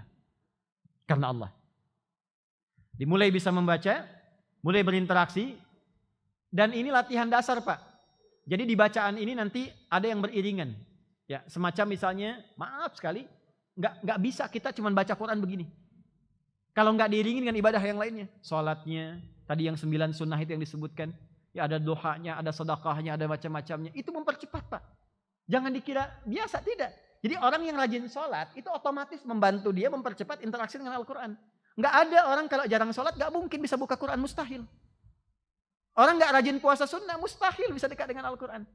Tapi ketika Anda meningkatkan sholat, takwa, meningkatkan kemudian ibadah lahiriah kita, ya di topang batiniah kita itu otomatis dan mempercepat kepada Al-Quran. Karena itu peningkatan ibadah ini disebut dengan takwa. Takwa meningkatkan pengetahuan. Quran surah kedua di akhir ayat 282. Paling kiri sebelah bawah. Wattaqullah wa yu'allimukumullah. Tingkatkan takwamu kepada Allah dan dengan itu aku tambahkan pengetahuan, percepatan-percepatan. Pemberitahuan Allah kepada Nabi Muhammad SAW. Anugerah pertama yang diberikan kepada Rasulullah berupa tambahan pengetahuan adalah cepatnya Al-Quran hadir dalam jiwanya. Di Quran surah 75 ayat 16 sampai 18. La tuharrik bihi lisanaka lita'jala bih. Inna alaina jam'ahu wa qur'anah. Fa idza qara'nahu fattabi' qur'anah. Kalau Anda tingkatkan takwa kata Allah, maka jangan Anda terlampau ingin cepat membacakan. Jangan ingin terlampau ingin sekali dengan ingatan kita menghafalkannya. Gak usah terlalu capek, gak usah terlalu lelah. Dengan takwamu itu, aku akan jadikan Al-Quran mudah untuk diakses. Aku percepat engkau bisa pandai untuk membacanya, aku percepat engkau untuk bisa menghafalkannya. Jadi kalau ingin jadi khairul ummah, pertama, tingkatkan ketakwaan kepada Allah, lalu bangun dasarnya untuk membuka pintu gerbang mengetahui isi Al-Quran. 2, cepat. 2 ini bagian terakhir. Setelah tahu, maka mulai keluarkan kurikulumnya. Interaksi kita untuk mengeluarkan kurikulum Al-Quran itu yang disebut dengan tilawah. Jadi ada qiraah, ada yang kedua apa? Tilawah. Beda Pak, Bu. Kalau qiraah itu bacaan saja tanpa harus menuntut paham. Jelas ya? Tapi kalau tilawah itu punya 3 arti. Baca, pahami, amalkan apa yang telah dipahami itu. Saya berikan satu gambarannya, strukturnya. Wahyu pertama kan turun Iqra kan? Ya. Belum menuntut Nabi memahami, baru ditanamkan. Setelah ditanamkan terbiasa memahami itu, turunlah perintah. Perintah ibadah pertama. Perintah ibadah pertama yang disampaikan pada Rasulullah, kita masih ingat apa? Salat kan? Salat itu 12 tahun setelah Nabi mengemban risalah ilmu. Jadi diberikan dasar dulu ya Allah. Nih, Iqra dulu, Iqra. 12 tahun itu. Sambil diajarkan pada yang lainnya. Setelah itu baru muncul perintah ibadah sholat. Sholat itu baru tiba perintahnya setelah peristiwa Isra Mi'raj kan. Usia Nabi 52 tahun, setahun sebelum hijrah ke Yathrib itu. Turunlah perintah sholat. Ketika turun perintah sholat, Bapak Ibu sekalian, perhatikan redaksi Qurannya. Buka Quran surah ke-29 ayat ke-45. Saya hakul yakin kita hafal tengahnya, tapi kita lupakan awal dan akhirnya. Walaupun khairul umur awsatuha, tapi tetap awal akhirnya itu penting. Ya, coba kalau saya tes tengahnya pasti hafal semua. Innas salata tanha tuh anil fahsya. Sekarang bacakan awalnya. Utlu ma uhya ilaika minal kitab wa aqimis salat. Innas salata tanha anil fahsya'i wal munkar. Utlu. Nah, ini persoalannya. Kalau Bapak Ibu belajar di terjemahan, utlu dengan iqra itu diartikan sama. Utlu bacalah, iqra bacalah. Padahal utlu itu fi'il amr, perintah dari tilawah. Ta'ala yatlu. Tilawatan, utlu. Qiraah, iqra. Qara'a yaqra'u iqra. Kalau qiraah, baca saja. Kalau tilawah, 3. Baca, pahami, amalkan. Jadi setelah terbiasa membaca, setelah tahu cara baca, kata Allah tingkatkan levelmu. Pada yang kedua, tilawah. Pahami apa yang dibaca itu. Maka turun wahyu Muhammad SAW. Bacalah apa yang telah kami wahyukan kepadamu. Pahami itu lewat bimbingan malaikat.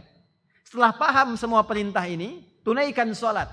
Sholat yang dipahami bacaannya, gerakannya itu dirasapi isinya, itu yang akan memberikan pengaruh kepada dirimu untuk bisa menghadirkan perilaku yang baik, terbebas dari 2 sumber keburukan, fahsya dan mungkar. Nanti satu kali Pak Ibu, kalau nanti ada waktu, coba Bapak Ibu akses ya di YouTube Adi-Hidayat Official itu ada tentang pelajaran sholat. Saya tampilkan sisi yang ketiga yang jarang dikaji. Biasanya kan orang cuma bahas 2. 1 bacaan, 2 gerakan kan. Takbir, angkat tangannya misalnya sebegini. Hadwaman kibahi. Dalilnya Al-Bukhari. Hadis 715. Di hadis Muslim hadis 397. Ya, yang riwayatkan sipulan-sipulan. Angkat. Seperti ini. Ada yang seperti ini di An-Nasai. Kemudian bacaannya Allahu Akbar sampai di situ. Tapi pernah nggak kita belajar, kenapa tangan diangkat begini? Kenapa yang dibacakan Allahu Akbar? Apa kaitan dengan aktivitas kita? Apa janji yang telah Allah sampaikan kalau benar takbirnya? Ya, sampai dengan kita selesai bersedekah, baca iftitah, itu sudah ada janji diampuni semua dosa yang pernah dilakukan. Makanya kita bacakan kan ketika iftitah, Bapak Ibu baca apa doanya? Allahu Akbar, setelah itu apa? Allahu Akbar kabira, alhamdulillah katsira, subhanallahi bukratan. Itu satu hadis, ada 9 doa. Ya, pernah ada yang baca ini? Wajjahtu wajhiyal ladzi fatara samawati wal ardh, pernah? Ada yang baca Allahumma ba'id baini wa baina khataayaya? Nah, kadang-kadang doanya itu kadang kita nggak baca juga secara utuh. Anda yang baca Allahumma ba'id, pernahkah kita merasakan bagaimana nikmatnya membaca doa itu? Allahu Akbar, aku berjanji akan membesarkan Allah saja. Hanya Allah yang akbar, yang lain tidak. Ya Allah, aku mohon ampun selama ini kalau merasa besar dalam kehidupan. Ya, sering merasa sombong di hadapan orang. Angku yang paling hebat, yang paling luar biasa. Kepada pasangan, kepada tetangga. Sedangkan aku mengatakan engkau yang maha besar. Kemudian angkat tanganmu itu, berserah diri kepada Allah dan buang urusan dunia ke belakang. Jangan dibawa dalam sholat. Ini yang menjadikan orang banyak nggak khusyuk karena dunia masih dibawa dalam sholat. Akhirnya kata Nabi dalam hadis riwayat Abu Daud, setan datang, ada setan khusus menggoda orang sholat, namanya khinzib. Satu kali belajar fikih setan. Ada 9 jenis setan yang berbahaya. Di antaranya setan menggoda orang wudu, walhan namanya, setan menggoda orang sholat, khinzib namanya. Begitu Anda bertakbir, setan datang mengatakan udhkur kata, ingat ini, ingat itu. Gak percaya silakan ya, sekarang masih biasa. Nanti zuhur Pak, begitu Anda takbir Bu, Allahu Akbar, tadinya kita fokus, tiba-tiba begitu takbir, setan datang. Bahkan ceramah saya ini bisa disinggung. Kata Ustadz Adi, begitu Anda takbir ada setan, itu setan. Hatta la yash'ural musalli kam rak'atan yusalli, sampai orang sholat itu ada yang tidak sadar, lali berapa rakaat dia menunaikan sholat. Kata Nabi begitu. Kalau kata Nabi begitu pasti terjadi itu. Tuh, mungkin saya gitu. Ya. Itu ada yang demikian. Jadi caranya bagaimana? Begitu kita merasakan seperti itu, kita katakan ya Allah, aku banyak salah. Allah ba'id baini wa baina khataaya. Khataaya, kesalahan. Ya ngaku. Aku ngaku salah ya Allah, banyak salah. Aku taubat kepadamu ya Allah. Mohon jauhkan antara aku dengan kesalahanku sejauh timur dan barat yang tidak pernah bertemu. Sehingga nanti di akhirat gak dipertemukan lagi. Karena di akhirat ditampakkan. Wa may ya'mal mithqala dzarratin syarran. Yang baca wajah tuh, lihat. Itu kan panjang doanya. Tidak hanya sampai wa ma ana minal musyrikin. Atau wa ana awwalul muslimin. Wa ana minal muslimin. Itu pondasi doanya. Pondasinya yang mencakup makna setelahnya. Apa makna setelahnya? Rabbi inni zalamtu nafsi. Anta rabbi wa ana abdu.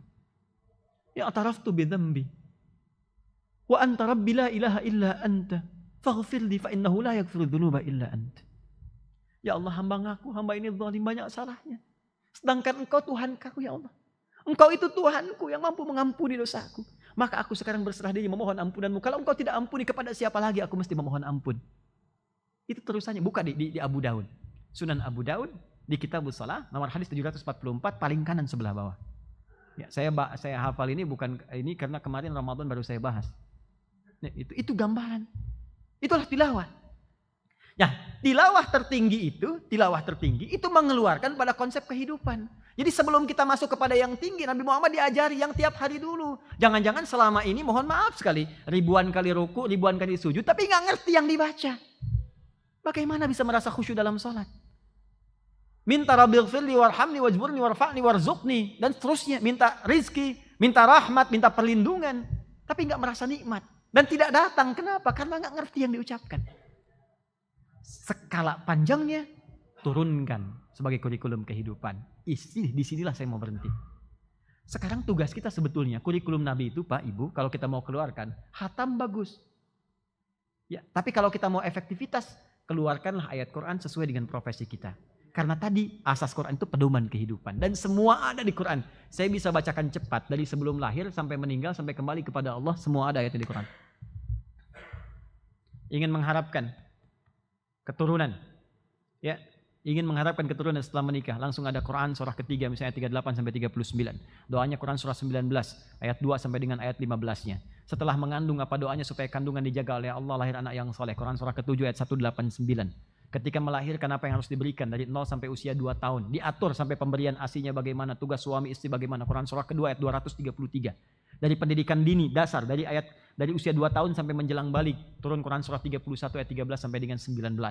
Kemudian akan memilih kampus yang mendekatkan dengan Allah. Dia pergi kemana-mana dan sebagainya, bergaul dengan orang-orang banyak. Bagaimana supaya tidak terpengaruh. Quran surah ke-49 di ayat ke-13 itu.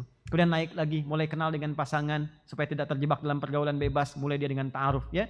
Muncul kemudian masuk ke Quran, kembali ke tadi Quran surah ke-4 bahkan ke An-Nisa ya, di ayat yang ke-4-nya langsung lamar, berikan yang terbaik setelah Anda ta'aruf. Setelah itu terjadi pernikahan. Bagaimana kemudian menata pernikahan supaya bagus. Mengenal tugas suami dengan istri. Turun Quran surah ke-30 ayat 21. Prakteknya dibagi tugasnya awal pokok. Jadi sebelum berumah tangga belajar dulu. Ini suami, ini istri yang pokok. Bukan setelah berumah tangga baru dipelajari. Ini yang repot.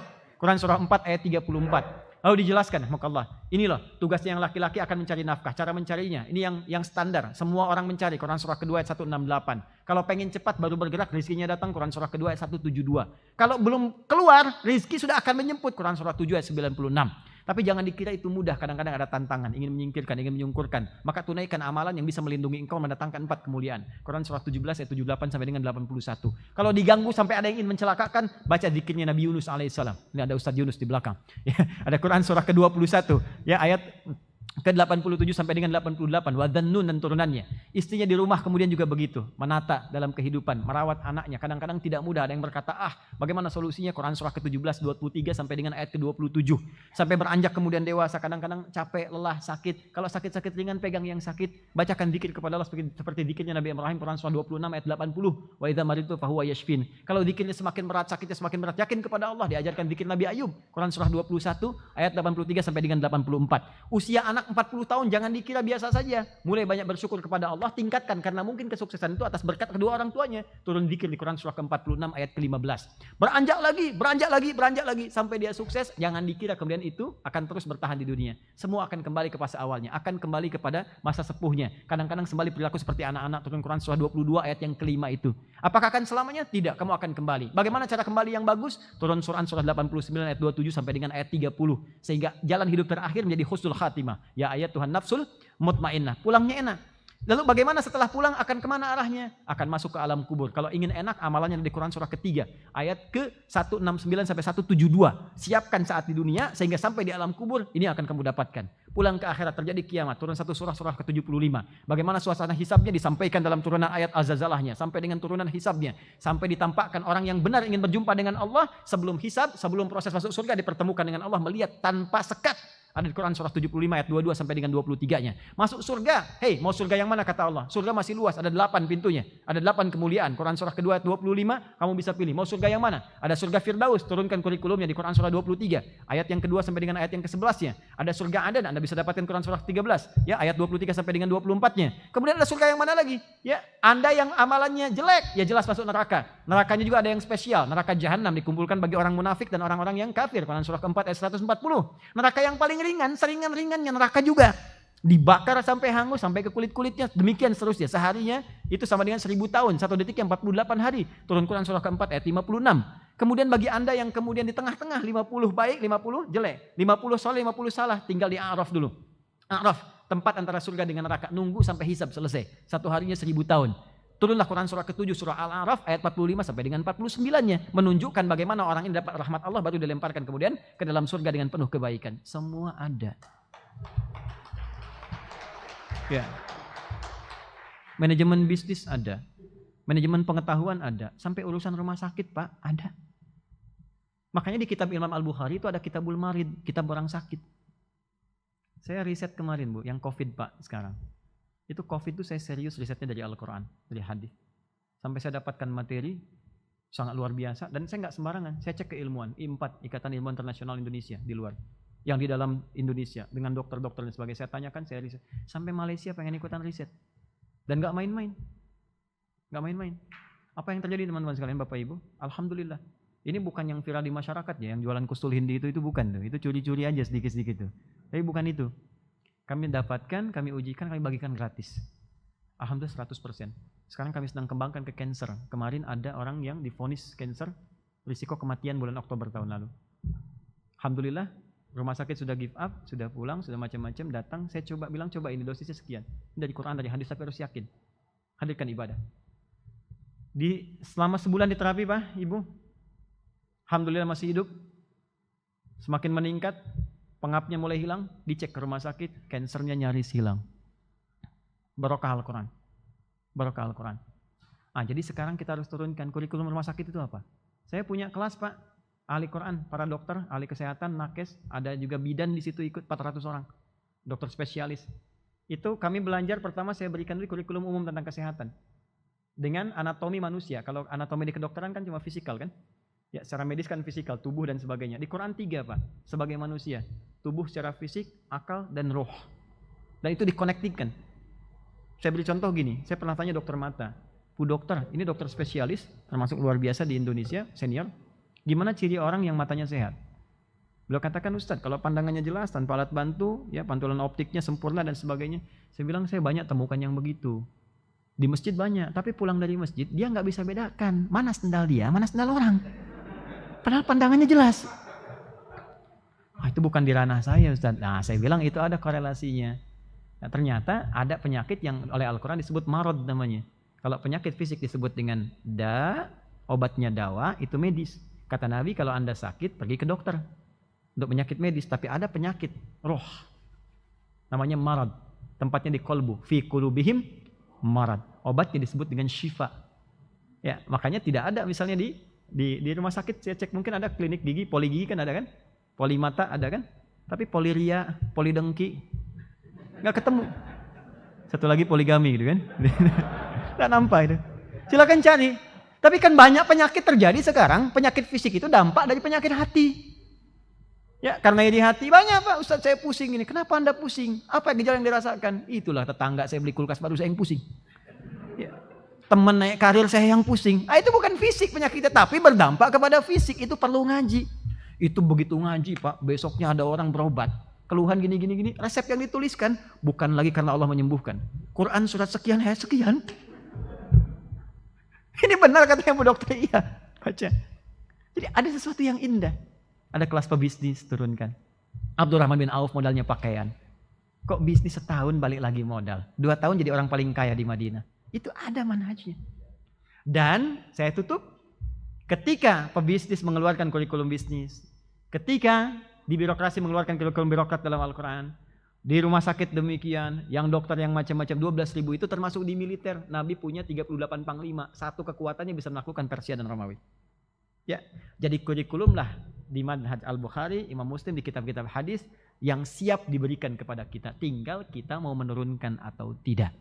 Maka sekarang tugas dari Yayasan Badan Wakaf Sultan Agung mengkaji itu semua, ada apa unit di Sultan Agung ini, buat kurikulum yang senapas dengan itu, turunkan sebagai aplikasi dalam kehidupannya, nanti silahkan lihat apa yang terjadi. Bedakan rasanya, rasakan bedanya, dan pasti akan terasa bedanya insya Allah. Saya kira itu yang bisa saya sampaikan. Mohon izin, ini mungkin 10 menit ya, saya berikan kalau ada yang ingin berdialog.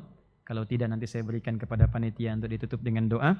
Saya juga mohon izin sekaligus setelah itu akan berlangsung karena kami akan melanjutkan perjalanan ke Lasem, ke Surabaya, sampai ke Pasuruan, sampai nanti ada beberapa tempat lagi yang kita akan silaturahimi. Sementara itu, saya tutup sementara sebelum nanti akan dibuka kalau ingin dialog atau yang lain. Subhanakallahumma bihamdika asyhadu an la ilaha illa anta astaghfiruka wa atubu ilaik. Untuk menutup saya dulu, nanti kita buka dengan diskusi. Assalamualaikum warahmatullahi wabarakatuh. Waalaikumsalam warahmatullahi wabarakatuh. Kami kasih kesempatan satu penanya saja Nji, karena waktu yang sudah tidak memungkinkan. Oh 2 Nji. Kami persilakan kepada Direktur Utama Rumah Sakit Islam Sultan Agung.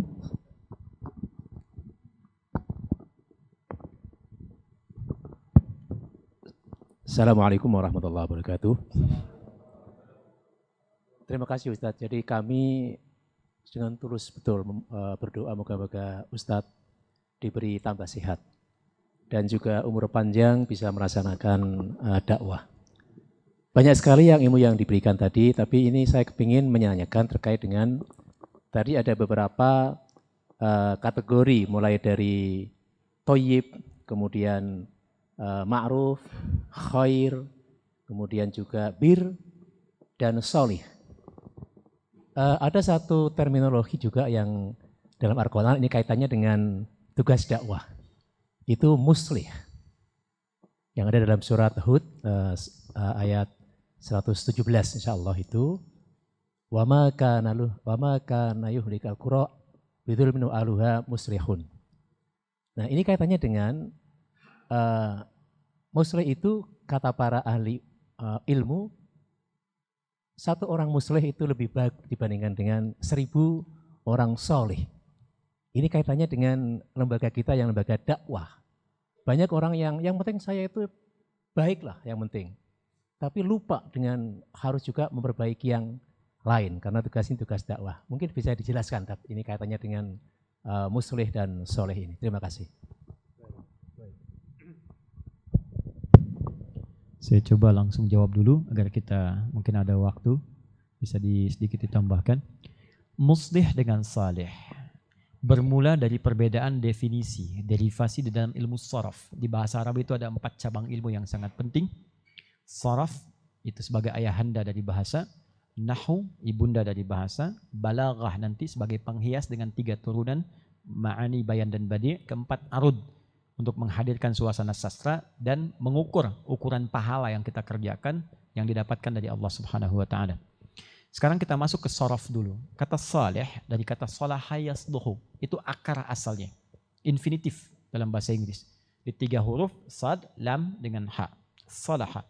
Orangnya, subjeknya isim fa'il disebut dengan salih. Salih telah kita bahas tadi adalah satu keadaan yang menghadirkan nilai-nilai kebaikan dalam hidup, menghimpun 4 kemuliaan tadi. Tayyib, baik fisiknya, khair, baik sifatnya, kemudian ma'ruf, baik sikapnya, ihsan, dilakukan karena Allah. Dikumpulkan 4 ini menjadi saleh. Karena itu terminologi saleh hanya di Islam saja. Ingat itu ya. Karena itu kosakata syariat, kosakata Al-Quran. Nah, amal yang diisikan karena Allah maka berubah jadi amal saleh. Jadi ada amal, ada saleh. Ya, jadi amal berubah jadi saleh saat diisi oleh iman. Saat diisi oleh nilai-nilai kebaikan dilakukan karena Allah. Dilakukan karena Allah karena iman. Kan? Karena itu masuk surga syaratnya dengan amal yang didukung oleh iman kita dengan soleh tadi. Wabasyiril ladzina amanu wa amilus solihat. Karena itu kata iman dalam Al-Quran sering dirangkai dengan kata soleh. Ya, surah 103. Wal 'asr innal insana lafi khusr illal ladzina amanu wa amilus solihat. Orang yang berusaha, meniti, mengkreasi perbuatan baik yang bernilai soleh itu orang disebut dengan solihun. Jadi ada amal soleh, amilus solihat. Ada orang yang disebut dengan solihun. Perempuannya tinggal tambah tak, solihatun. Kalau kita ingin pisahkan gender, jadi ibu tinggal tambah tak saja yang gampang. Ya, mukmin kalau perempuannya mukminah, muslim, muslimah, soim, itu ya. Jadi tinggal tambah tak di ujungnya gitu. Itu dapat kemudian ke orang.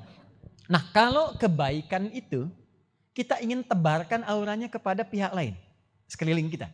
Bukan hanya soleh secara individual, tapi kita ingin menjadikan kesolehan bertransformasi secara sosial. Ngajak orang, tanamkan, untuk tahajud kah, untuk baca Quran kah, untuk amar ma'ruf kah, atau nahi mungkar kah. Maka katanya dalam ilmu sharaf ditambahkan. Ya, diawali dengan tambahan awalan hamzah, menggunakan kata hamzah. Dari solaha tambah hamzah, jadi aslaha. Fungsi hamzah ini banyak nanti. Ada izalah untuk menghilangkan sesuatu, ya, seperti Allahu Akbar, gitu kan? Kita bertakbir, kita menghilangkan segala hal yang tidak terkait dengan kebesaran Allah, hanya mengagungkan Allah saja. Yang kedua, ini yang paling menarik untuk menebarkan sesuatu. Yang tadinya soleh ditambah kata aslaha, yuslihu, orang yang disebut dengan muslih. Ya, makanya tadi di surat yang lanjutannya kan dikatakan kan, in uridu illal islah. Itu sifatnya, aslaha yuslihu. Jadi kalau sudah berubah jadi islah, aslaha, orang yang disebut muslih itu bukan sekedar soleh, tapi agen kesolehan. Yang mengajak orang lain untuk soleh, mengajak orang untuk berbuat baik. Maka ketika dia masuk kepada muslih, dia naik level pada yang kedua. Dan pahalanya pun tak sama dengan yang pertama. Membentuk soleh secara pribadi dapat pahala. Tapi ketika mengajak orang lain, pahalanya menjadi dahsyat. Contoh, Anda baca Al-Quran, pahala untuk sendiri. 1 hurufnya 10 kebaikannya. Ya, Quran surah ke-6 ayat 160. Man ja'a bil hasanati falahu asyru amsalihha. Hadis riwayat At-Tirmidzi nomor hadis 2910. Man qara'a harfan min kitabillah falahu asyru hasanat. Baca alif lam mim, kita hitunglah misalnya 3 kali 10 30 untuk kita. Untuk kita saja. Tapi ketika kita ajarkan anak kita jadi muslih, alif lam mim sampai dia benar. Begitu dia benar, maka berlakulah hadis Nabi. Man dalla ala khairin falahu ajruhu mithla ajri fa'ilihi min ghairi an yanqusa min syai'. Siapa yang menunjukkan, mengajarkan pada kebaikan, ya menebarkan kemuliaan, diamalkan oleh orang menerimanya, maka dia mendapat pahala yang semisal dengan itu tanpa dikurangi sedikit pun. Jadi kalau anak kita membaca alif lam mim, baru dia baca, kita dapat transfer pahala dari situ. Kebayang nggak Bapak Ibu, kalau saya selalu katakan ini pada orang tua, ajarkan Al-Fatihah pada anak kita dari kita. Dari kita langsung. Karena ketika dia sholat membaca itu setiap hari, pahala mengalir untuk kita. Kalau anak ini mengajarkan lagi pada yang lain, dia punya 10 murid, maka 10 murid dapat pahala, ngalir ke anak Anda, ngalir ke kita. Itu semua terus. Ini yang dimaksud di hadis Muslim 9 lafaz. Idza matal abdu in qata'a sa'iru amali illa min talas. Kalau meninggal seorang hamba, terputus semua amalnya, peluang dapat pahala kecuali 3 hal. Di antara 3 itu sedekah jariyah. Sedekah jariyah. Turunannya ilmu yuntafa'u bi, ilmu yang bermanfaat. Bagaimana ilmu bermanfaat ketika diamalkan? Karena itulah nanti turun ayat ilmu untuk menjadi muslih di Quran surah 9 ayat 122. Wa makanal mu'minuna liyanfiru kaffah falaula nafara min kulli firqatin minhum ta'ifah liyatafaqahu fid din. Belum berhenti ayatnya. Waliyunziru qaumahum idza raja'u ilaihim la'allahum yahdharun. Kalau sampai tafaqahu fid din saja itu saleh. Tapi ketika waliyunziru qaumahum idza raja'u ilaihim, ngajarkan lagi ke orang, ngajak orang, sampaikan pada orang, menjadi muslih. Pahala orang muslih dengan turunnya ayat ini, itu senilai dengan jihad fi sabilillah. Jadi kalau kita muslih, sekarang Yayasan Badan Wakaf sebagai pengabdi muslih, ngajak, mengingatkan kembali, nyampaikan, meninggal saat melakukan itu statusnya sama dengan mujahid fi sabilillah. Karena ayat ini turun untuk memberikan penegasan kepada umat Nabi yang satu semangat jihad secara militer. Begitu keluar turun ayat ini, kata Allah jangan semua keluar, mesti ada yang jihad dengan pengetahuan. Dan dahsyatnya ternyata kekinian itu berlangsung lewat pengetahuan.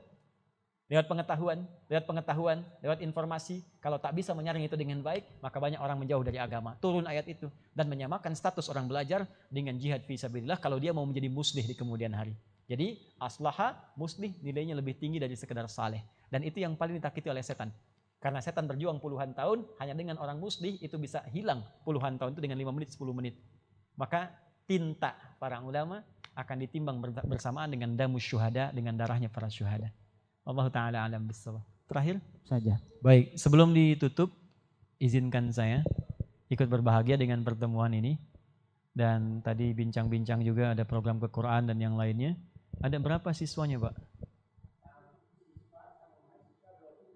20.000. Sedangkan pesantren, tadi saya lewat pesantren itu, kapasitasnya berapa? 1.000. Baik, saya ingin kuatkan supaya ini kalau cuma jadi materi, jadi soleh. Belum muslih ini. Maka harus ada fondasi. Izin, nanti saya akan hadiahkan 1.000 paket hafalan Al-Quran. Dari metode nanti At-Taisir, itu berisi 3 buku. 1 buku untuk metodenya menghafal 30 hari 30 juz. Kemudian 2-nya itu adalah Quran percepatan. Jadi bisa menghafal sekaligus dengan nomor, dengan angka, dengan peta dan sebagainya. Nanti metodenya bisa dikorelasikan atau diintegrasikan dengan STUAH yang bisa nanti melalui online juga. Kami akan hadiahkan sebanyak 1.000 paket insyaallah dan nanti mohon dikoordinasikan ya dengan staf di pengiriman. Saya kira itu yang bisa saya sampaikan. Terima kasih.